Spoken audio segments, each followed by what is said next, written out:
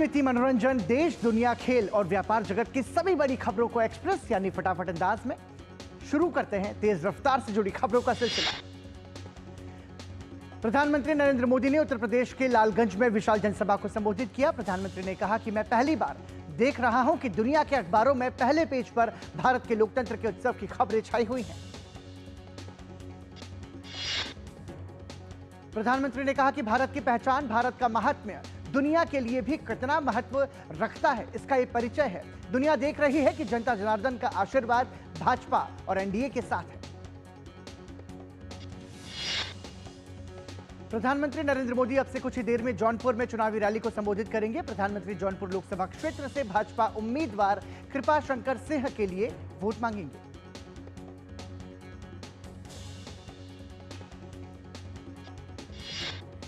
जौनपुर के बाद प्रधानमंत्री भदोही से भाजपा उम्मीदवार विनोद कुमार बिंद के पक्ष में एक रैली को संबोधित करेंगे, तो वहीं शाम 4 बजे उत्तर प्रदेश के प्रतापगढ़ में एक विशाल जनसभा को संबोधित करेंगे।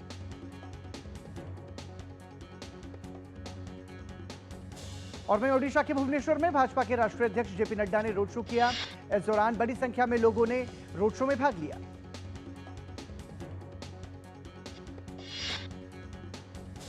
जेपी नड्डा ने कहा, कांग्रेस धीरे धीरे अपने पद से हटते हुए नीचे की ओर जा रही है, धरातल की ओर जा रही है। इसका कारण कोई और नहीं, उनके खुद के काम, खुद के विचार, अपनी खुद की कार्यशैली है। उत्तर प्रदेश के मुख्यमंत्री योगी आदित्यनाथ ने आजमगढ़ में जनसभा को संबोधित किया। उन्होंने कहा कि 4 जून का इंतजार किए बिना पूरे देश से एक आवाज आ रही है, अब की बार मोदी सरकार। वहीं कांग्रेस के राष्ट्रीय अध्यक्ष मल्लिकार्जुन खड़गे ओडिशा में एक प्रेस कॉन्फ्रेंस करेंगे। इसके बाद मल्लिकार्जुन खड़गे कंधमाल के फूलबनी में चुनावी जनसभा को भी संबोधित करेंगे। भाजपा के स्टार प्रचारकों में से एक गृह मंत्री अमित शाह आज बिहार दौरे पर रहेंगे। अमित शाह आज बिहार में 2 रैली करने वाले हैं।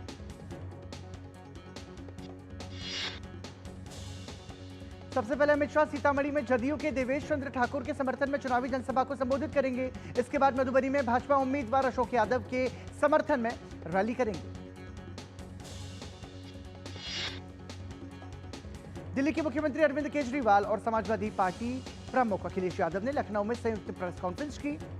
इस दौरान केजरीवाल ने कहा, मैं आज लखनऊ में उत्तर प्रदेश के मतदाताओं से एनडीए गठबंधन को वोट करने की अपील करने आया हूं। केजरीवाल ने भाजपा पर आरोप लगाते हुए कहा कि इस चुनाव में प्रधानमंत्री मोदी अपने लिए नहीं, अमित शाह के लिए वोट मांग रहे हैं। अगर ये लोग जीत गए तो संविधान बदलकर एससी, एसटी, ओबीसी का आरक्षण खत्म कर देंगे। वहीं समाजवादी पार्टी प्रमुख अखिलेश यादव ने कहा, 140 करोड़ की जनता इस बार भाजपा को 140 सीटों के लिए भी तरसा देगी। उत्तर प्रदेश, दिल्ली और पंजाब में ये 99 सीटों के खेल में उलझ जाएंगे, यहां उन्हें खुद हासिल नहीं होगा। लोकसभा चुनाव के लिए प्रचार का काम जोरों पर है। इसी कड़ी में आज सपा प्रमुख अखिलेश यादव उत्तर प्रदेश में 2 जनसभाओं को संबोधित करेंगे। अपने गठबंधन के पक्ष में मतदाताओं से मतदान करने की अपील करेंगे। दोपहर में करीब 2 बजे फतेहपुर में अखिलेश यादव चुनावी सभा में हिस्सा लेंगे, तो शाम में कौशाम्बी में एक जनसभा को संबोधित करेंगे। पिछले 2 चुनावों में यह सीट भाजपा जीत रही है। बसपा सुप्रीमो मायावती आज फतेहपुर के खागा में स्थित नवीन मंडी में आयोजित जनसभा को संबोधित करेंगे। आम आदमी पार्टी के राष्ट्रीय संयोजक अरविंद केजरीवाल करीब 2 माह बाद आज पंजाब आ रहे हैं। वो शाम को अमृतसर में आम आदमी पार्टी के उम्मीदवार कुलदीप सिंह धालीवाल के पक्ष में एक रोड शो में हिस्सा लेंगे। दिल्ली भाजपा अध्यक्ष वीरेंद्र सचदेवा ने केशवपुरम के हथौड़ा राम पार्क में चुनाव प्रचार किया। सचदेवा ने कहा, भाजपा के सभी कार्यकर्ता सुबह पार्कों में जाकर जनता से भाजपा के लिए समर्थन की अपील कर रहे हैं। वीरेंद्र सचदेवा ने कहा कि भाजपा का सबसे बड़ा मूल मंत्र है संपर्क, समन्वय और संवाद, और इसी ताकत के साथ हम जनता के बीच जा रहे हैं और जनता का भरपूर स्नेह और आशीर्वाद हमें मिल रहा है। आम चुनाव के बीच नई दिल्ली लोकसभा सीट से भाजपा प्रत्याशी बांसुरी स्वराज ने अजमल खान पार्क में चुनाव प्रचार किया और उन्होंने मतदाताओं से भाजपा को वोट देने की अपील की। बांसुरी स्वराज ने कांग्रेस और आपके गठबंधन को असामान्य बताया और कहा कि केजरीवाल ने कांग्रेस के साथ गठबंधन कर अपनी विश्वसनीयता को खत्म कर दिया है। लोकसभा चुनाव के बीच उत्तर पूर्वी दिल्ली सीट से कांग्रेस के उम्मीदवार कन्हैया कुमार ने चुनाव प्रचार और मतदाताओं से कांग्रेस के पक्ष में मतदान करने की अपील की। कन्हैया कुमार ने कहा कि भाजपा ने 10 वर्षों में सिर्फ बातों के अलावा और कोई काम नहीं किया। उन्होंने कहा कि उत्तर पूर्वी दिल्ली से मौजूदा भाजपा सांसद मनोज तिवारी ने इस क्षेत्र के लिए कुछ भी नहीं किया। दिल्ली में मुख्यमंत्री आवास पर राज्यसभा सांसद स्वाति मालीवाल के साथ अभद्रता और मारपीट करने के कारण चर्चा में आए सीएम केजरीवाल के पीए विभव कुमार आज लखनऊ एयरपोर्ट पर मुख्यमंत्री केजरीवाल और सांसद संजय सिंह के साथ देखे गए। गौरतलब है कि आप नेता संजय सिंह ने इस घटना पर प्रतिक्रिया देते हुए कहा था कि मुख्यमंत्री अरविंद केजरीवाल ने स्वाति मालीवाल के साथ हुई घटना को संज्ञान लिया है और वो इस मामले में सख्त कार्रवाई करेंगे। संजय सिंह ने विभव कुमार द्वारा की गई अभद्रता को भी स्वीकारा था, लेकिन आज लखनऊ एयरपोर्ट पर विभव का केजरीवाल और संजय सिंह के साथ सार्वजनिक रूप से दिखना ही आप नेताओं के इस मामले में कथनी और करनी में फर्क को दिखाता है। दिल्ली भाजपा अध्यक्ष वीरेंद्र सचदेवा ने विभव कुमार के अरविंद केजरीवाल के साथ लखनऊ एयरपोर्ट पर दिखने के मामले में कहा कि झूठ, मक्कारी और धोखा आम आदमी पार्टी के चरित्र में दिखाई देता है। भाजपा प्रवक्ता शहजाद पूनावाला ने अरविंद केजरीवाल के साथ विभव कुमार को लखनऊ एयरपोर्ट पर देखे जाने वाले मामले पर कहा कि स्वाति मालीवाल के मामले में विभव कुमार पर 72 घंटे बाद कोई कार्रवाई नहीं की गई। साथ ही कहा कि यह हमला केजरीवाल ने ही करवाया है। दिल्ली के मुख्यमंत्री अरविंद केजरीवाल की गिरफ्तारी के खिलाफ अर्जी पर सुप्रीम कोर्ट आज फैसला सुना सकता है। मुख्यमंत्री अरविंद केजरीवाल ने ईडी की गिरफ्तारी को चुनौती देते हुए सुप्रीम कोर्ट में याचिका दाखिल की थी। मामले की सुनवाई जस्टिस संजीव खन्ना और दीपांकर दत्ता की पीठ करेगी। गौरतलब है कि दिल्ली उत्पाद शुल्क नीति से जुड़े मनी लॉन्ड्रिंग मामले में ईडी द्वारा गिरफ्तार मुख्यमंत्री अरविंद केजरीवाल 1 जून तक अंतरिम जमानत पर है। आम आदमी पार्टी की मुश्किलें खत्म होने का नाम नहीं ले रही हैं। इसी क्रम में आज आम आदमी पार्टी के विधायक अमानतुल्लाह खान के आवास पर नोएडा पुलिस ने दबिश दी। पुलिस ने पेट्रोल पंप के साथ हुई मारपीट मामले में विधायक अमानतुल्लाह खान और उनकी बेटी की गिरफ्तारी के प्रयास तेज कर दिए, लेकिन विधायक और उनके बेटे घर से नदारद दिखे। मुंबई में घाटकोपर होर्डिंग गिरने के हादसे पर बीएमसी कमिश्नर भूषण गगरानी ने कहा कि यह दुर्भाग्यपूर्ण घटना हुई थी जिसमें 16 लोगों की मौत हुई है और अब भी 42 लोग अस्पताल में भर्ती। नोएडा में आज बैटरी रिक्शा और कार की टक्कर में 2 लोगों की मौत हो गई, वहीं 3 अन्य लोग घायल हो गए। ई रिक्शा में सवार एक प्राइवेट अस्पताल की नर्स समेत 2 लोगों की मौत हुई। वहीं ई रिक्शा चालक समेत 3 घायलों का शहर के प्राइवेट अस्पताल में इलाज चल रहा है। तीनों की हालत गंभीर बनी हुई है। पुलिस ने कार सवार 2 लोगों को हिरासत में लेकर जांच शुरू की। चेन्नई त्रिची राष्ट्रीय राजमार्ग पर दर्दनाक सड़क हादसे में 4 लोगों की मौत हो गई, जबकि 15 लोग घायल हैं। एक बस अनियंत्रित होकर लॉरी से टकरा गई, जिसके कारण हादसा पेश आया। मध्य प्रदेश के इंदौर में देर रात भीषण सड़क हादसा हुआ। एसपी उमाकांत चौधरी ने बताया कि इस हादसे में 8 लोगों की मौत हुई। यह हादसा इंदौर अहमदाबाद राष्ट्रीय राजमार्ग पर हुआ। घटना के बारे में जानकारी देते हुए ग्रामीण एसपी उमाकांत चौधरी ने बताया कि यह हादसा तब हुआ जब अज्ञात वाहन और जीप के बीच भीषण टक्कर हुई। मौके पर पुलिस पहुंची और शवों को पोस्टमार्टम के लिए भेज दिया। दिल्ली में गर्मी का प्रकोप को देखते हुए मौसम विभाग ने लू का ऑरेंज अलर्ट जारी किया और राजधानी में शनिवार से लू चलने की आशंका जताई गई। इस दौरान अधिकतम तापमान 45 डिग्री सेल्सियस और न्यूनतम तापमान 25 डिग्री सेल्सियस के पार जाने का अनुमान। मौसम विभाग के मुताबिक 3 दिनों तक मौसम शुष्क बना रहेगा, जिसमें अधिकतम तापमान में 3 से 4 डिग्री सेल्सियस की बढ़ोतरी दर्ज हो सकती है। उत्तर पश्चिम भारत के लोगों को भीषण गर्मी से फिलहाल राहत नहीं मिलने वाली। मौसम विभाग ने आज से उत्तर पश्चिम भारत के राजस्थान, पंजाब, हरियाणा और उत्तर प्रदेश में भीषण गर्मी की आशंका व्यक्त की। विभाग द्वारा जारी आंकड़ों के अनुसार आगामी 3 दिनों तक मौसम शुष्क बना रहेगा, जिसमें अधिकतम तापमान 3 से 4 डिग्री सेल्सियस की बढ़ोतरी दर्ज हो सकती है। इसी के साथ गुजरात, कोंकण, सौराष्ट्र और कच्छ में शनिवार से और रविवार से दिल्ली, झारखंड, गांगे, पश्चिम बंगाल और ओडिशा में भी यही स्थिति बने रहने की संभावना। बीते कई दिनों से जारी भीषण गर्मी के बाद अब देश के कई हिस्सों में मौसम का मिजाज बदलने लगा। मुंबई में भारी बारिश और तूफान के बाद मौसम विभाग ने केरल में भी भारी वर्षा की भविष्यवाणी की। इस स्थिति को देखते हुए राज्य के 9 जिलों में येलो अलर्ट जारी किया गया। मौसम विभाग के अनुसार 19 मई तक राज्य के अलग अलग हिस्सों में जोरदार बारिश की संभावना, जिसको लेकर प्रशासन भी अलर्ट पर। तमिलनाडु के मदुरई में कई दिनों से लगातार बारिश हो रही है, जिसके कारण शहर के कुछ इलाकों में बिजली कटौती की गई। भारतीय मौसम विज्ञान विभाग ने अगले 4 दिनों के लिए दक्षिण तमिलनाडु में भारी बारिश की आशंका जताई और कुछ जिलों में बहुत भारी बारिश की संभावना व्यक्त की। केरल में मानसून जल्द दस्तक देने वाला है। मौसम विभाग के अनुसार दक्षिण पश्चिमी मानसून को 31 मई को केरल पहुंचने का अनुमान है। इस मानसून में सामान्य से अधिक बारिश होने की संभावना जताई गई, जो कि खरीफ की फसलों के लिए वरदान साबित हो सकती है। गौरतलब है कि भारत में कृषि का क्षेत्र 52% हिस्सा मानसून पर निर्भर करता है। ऐसे में सामान्य से अधिक बारिश लोगों के और किसानों को बड़ी राहत देगी।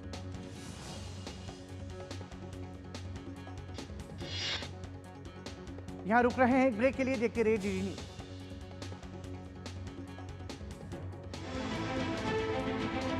सियासी बिसात पर राजनीति का गुणाभार, गठबंधन की सियासत, बदलते रिश्ते, नेताओं की बयानबाजी।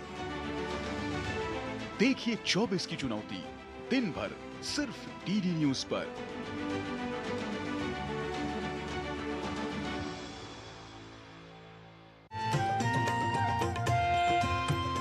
नए दिन की करें शुरुआत भारतीय ज्ञान परंपरा, संस्कृत और स्वास्थ्य के साथ। स्वास्थ्य में उपयोगी आयुष पद्धतियों का विज्ञान, संस्कृति, कला, योग का अद्भुत ज्ञान। देखिए विशेष कार्यक्रम सुप्रभातम सोमवार से शुक्रवार सुबह 7 बजे सिर्फ डीडी न्यूज पर।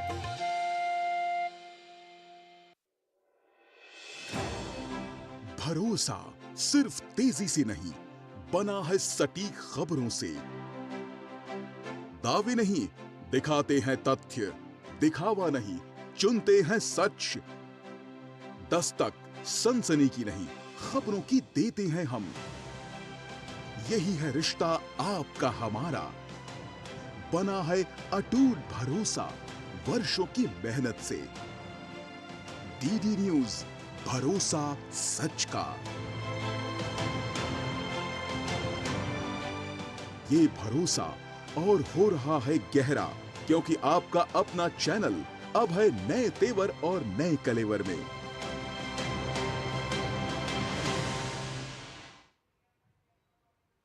ब्रेक के बाद आपका स्वागत है। आप देख रहे हैं एक्सप्रेस 100।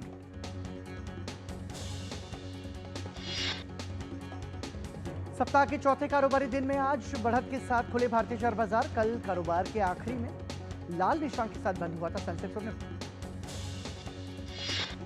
चालू वित्त वर्ष 2024-25 के पहले महीने अप्रैल में वस्तु निर्यात में पिछले साल अप्रैल के मुकाबले 1.08% तो वस्तु आयात में 10.27% की बढ़ोतरी। सोने की आयात में 208.99%, दवा और फार्मा उत्पाद में 18.40%, खाद्य तेल में 24% तो पेट्रोलियम उत्पाद के आयात में 20% का इजाफा। एलआईसी को बाजार नियामक सेबी ने 10% सार्वजनिक शेयरधारिता मानदंड का पालन करने के लिए 16 मई 2027 तक 3 साल का अतिरिक्त समय दिया। एलआईसी में सरकारी हिस्सेदारी 96.50% और सार्वजनिक हिस्सेदारी 3.50%। 10% न्यूनतम शेयरधारिता हासिल करने के लिए सरकार को अभी भी अगले 3 वर्षों में 6.5% हिस्सेदारी बेचनी है।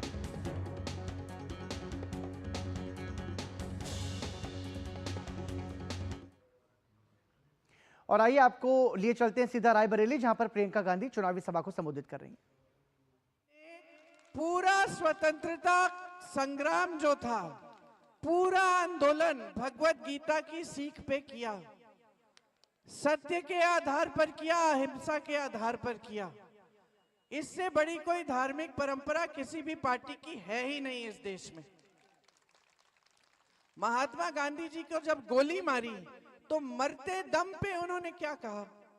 कौन बोलेगा? हे राम, हे राम, हे राम बोला मरते हुए। इतने धार्मिक व्यक्ति थे। हमारी पूरी पार्टी का नींव वही है। हम जो भी काम करते हैं सत्य के आधार पर करने की कोशिश करते हैं। ईमानदारी से आपकी सेवा करते हैं। इससे बड़ा धर्म क्या होता है नेता का? यही तो धर्म होता है नेता का। ये लोग कहते हैं कि हम धर्म के खिलाफ हैं। हमारी जहां सरकार थी छत्तीसगढ़ में, वहां यही आवारा पशु की समस्या थी। यहां ये लोग कहते हैं कि ये धर्म को बड़ा मानते हैं, गौ माता की बात करते हैं। यहां की गौशालाएं देखी हैं? मैंने देखी है। चारा नहीं है, पानी नहीं है, छत नहीं है, छप्पर तक नहीं है। सारी गाय धूप में लेट के मर रही हैं, खाने को नहीं है, पीने को नहीं है। मैंने ऐसे वीडियो देखे हैं जहां कुत्ते खा रहे हैं उनके घाव। 40-50 गाय मर गई हैं, उनको बुलडोजर से दफनाया जा रहा है। ये 2 साल पहले का वीडियो है, मैंने देखे हैं ये सारे वीडियो। मैं गई भी थी उस समय गौशालाओं में देखने के लिए कि क्या हालात है। आप कहते हैं आप धार्मिक हैं, यहां आवारा पशु हर जगह घूम रहा है, गौशालाओं में ये हालत बना रखी है। छत्तीसगढ़ में हमारी सरकार थी, यही समस्या मैं बताती हूं कैसे हल की। गौशालाओं को मजबूत कर दिया, महिलाओं को गौशालाओं में रोजगार दिया। जो दूध मिल रहा था उससे महिलाओं को सिखाया कि किस तरह से खोया बनाना है, दही बनानी है, मिठाई बनानी। उत्तर प्रदेश के रायबरेली से कांग्रेस नेता प्रियंका गांधी चुनावी सभा को संबोधित कर रही थी। अब एक्सप्रेस हंड्रेड के कारवा को आगे बढ़ाएंगे। ऊर्जा विशेषज्ञ जीवेश नंदन के दावा किया कि राजस्थान लागत प्रभावी परिवर्तनीय नवीकरणीय ऊर्जा क्षमता में अभूतपूर्व वृद्धि की ओर अग्रसर है। उन्होंने कहा कि अनुमान है कि 2030 तक 60 गीगावाट से अधिक बीआरई क्षमता हो जाएगी। Real estate company DLF limited Gurugram में गोल्फ कोर्स मार्ग पर करेगी आलीशान आवासीय परियोजना का विकास, जिससे करीब 25,000 करोड़ रुपयों का राजस्व मिलने की उम्मीद है। डीएलएफ के अनुषंगी डीएलएफ होम डेवलपर्स के संयुक्त प्रबंध निदेशक आकाश ओहरी ने कहा कि 17 एकड़ से अधिक भूभाग में विकसित होने वाली है इस परियोजना के चालू वित्त वर्ष की दूसरी या तीसरी तिमाही में शुरू होने की उम्मीद। पीएलएफएस डेटा के अनुसार मार्च तिमाही के दौरान शहरी क्षेत्र में 15 वर्ष या इससे ज्यादा उम्र के लोगों के बीच बेरोजगारी दर घटकर 6.7% रही है, जो पिछले वर्ष समान अवधि में 6.8% थी। केंद्र ने सार्वजनिक क्षेत्र की प्रमुख कंपनियों कोल इंडिया, एनएमडीसी, ओएनजीसी को खनिज संपदा के प्रचुर देशों में महत्वपूर्ण खनिजों का खनन करने की हिदायत दी। सरकार ने कहा कि सार्वजनिक क्षेत्र की कंपनियां कोल इंडिया, एनएमडीसी और ओएनजीसी विदेश लिमिटेड विदेशों में महत्वपूर्ण खनिज की तलाश शुरू करेगी। Canara bank, JSW energy, NHPC और जिंदल स्टेनलेस सहित 13 कंपनियों को एसएमएसईआई इंडिया सूचकांक में किया जाएगा शामिल। ओपन एआई ने नया एआई मॉडल GPT-4o किया लॉन्च। चैट जीपीटी का नया मॉडल अब इंसानों की तरह इमोशन के साथ कर सकेगा बात। नया वर्जन रैपिड फायर मोड में नेचुरल आवाज में बातचीत करने में सक्षम। अमेरिकी प्रशासन ने चीन निर्मित इलेक्ट्रिक वाहनों में इस्तेमाल होने वाली बैटरी, स्टील, एल्यूमिनियम के अलावा कई तरह के मेडिकल उपकरणों पर सीमा शुल्क में 4 गुना तक की वृद्धि की।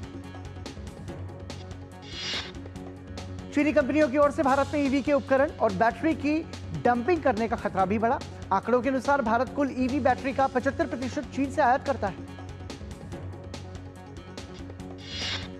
रूस के राष्ट्रपति व्लादिमीर पुतिन चीन की 2 दिवसीय यात्रा पर बीजिंग पहुंचे। 5वीं बार राष्ट्रपति बनने के बाद पुतिन का यह पहला विदेश दौरा। पुतिन चीन के राष्ट्रपति शी जिनपिंग से आज अंतर्राष्ट्रीय और क्षेत्रीय मुद्दों पर करेंगे बातचीत। रूसी राष्ट्रपति के विदेश मामलों के सलाहकार यूरी उसाकोव ने कहा कि दोनों नेता आज चाय पर अनौपचारिक वार्ता करेंगे, जिसमें यूक्रेन, एशिया, ऊर्जा और व्यापार जैसे विषय शामिल। पुतिन के साथ रक्षा मंत्री आंद्रेई बेलोसोव, विदेश मंत्री सर्गेई लावरोव, सुरक्षा परिषद के सचिव सर्गेई सोइगु और विदेश मामलों के सलाहकार यूरी उसाकोव चीन के दौरे पर पहुंचे। इसके अलावा रूस के कई कंपनियों के सीईओ भी इस दौरे पर बीजिंग आए हैं। फ्रांस सरकार ने न्यू कैलेडोनिया में हुए दंगों के बाद 12 दिनों के लिए आपातकाल लागू करने की घोषणा की। चुनाव सुधार को लेकर हुए दंगों में अब तक 4 लोगों की मौत, जिसके बाद फ्रांस सरकार के प्रवक्ता ने न्यू कैलेडोनिया में 12 दिनों तक आपातकाल लागू करने की जानकारी दी। फ्रांस के राष्ट्रपति इमैनुअल मैक्रोन ने फ्रांसीसी प्रशांत क्षेत्र न्यू कैलेडोनिया में हुए दंगों के बीच शीर्ष मंत्रियों की बैठक बुलाई। बैठक में मौजूदा हालात पर चर्चा की गई। बैठक में प्रधानमंत्री गैब्रियल अटाल, आंतरिक मंत्री गराल्ड डर्मिनिन, रक्षा, अर्थव्यवस्था और विदेश मामलों के मंत्री मौजूद रहे। सिंगापुर में सत्ताधारी पीपुल्स एक्शन पार्टी के उपनेता लॉरेंस बोंग सिंगापुर के प्रधानमंत्री बने। 51 वर्ष बोंग ने पार्टी के नेता और देश के तीसरे प्रधानमंत्री 72 वर्षीय ली सीन लूंग की जगह ली। प्रधानमंत्री मोदी ने सिंगापुर के प्रधानमंत्री के रूप में कार्यभार संभालने पर लॉरेंस बोंग को बधाई दी। स्लोवाकिया के प्रधानमंत्री रॉबर्ट फिको एक गोलीबारी में घायल हो गए। उन्हें इलाज के लिए अस्पताल ले जाया गया। बताया जा रहा है कि हमलावर को भी गिरफ्तार कर लिया गया। भारत और जिम्बाब्वे ने डिजिटल परिवर्तन समाधान, टेलीमेडिसिन, त्वरित भुगतान प्रणाली और पारंपरिक औषधि के क्षेत्रों में सहयोग की संभावनाएं तलाशने पर सहमति व्यक्त की। विश्व स्वास्थ्य संगठन ने जापानी कंपनी ताकेदा की डेंगू वैक्सीन क्यूडेंगा के इस्तेमाल को दी मंजूरी। वैक्सीन को 2 खुराक में दिया जाता है और डेंगू के 4 स्वरूपों के खिलाफ सुरक्षा प्रदान करती है। WHO ने एक वक्तव्य जारी कर कहा कि अमेरिका सहित दुनिया के कई हिस्सों में डेंगू का प्रकोप तेजी से फैल रहा है।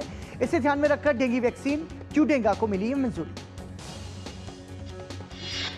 पाकिस्तान के एक उच्च न्यायालय ने 19 करोड़ पाउंड के भ्रष्टाचार मामले में इमरान खान को बुधवार को जमानत दी। अदालत ने इमरान खान से जमानत के लिए 10 लाख का मुचलका दाखिल करने को कहा। गोपनीय दस्तावेज और इद्दत मामलों में इमरान खान की सजा फिलहाल निलंबित है।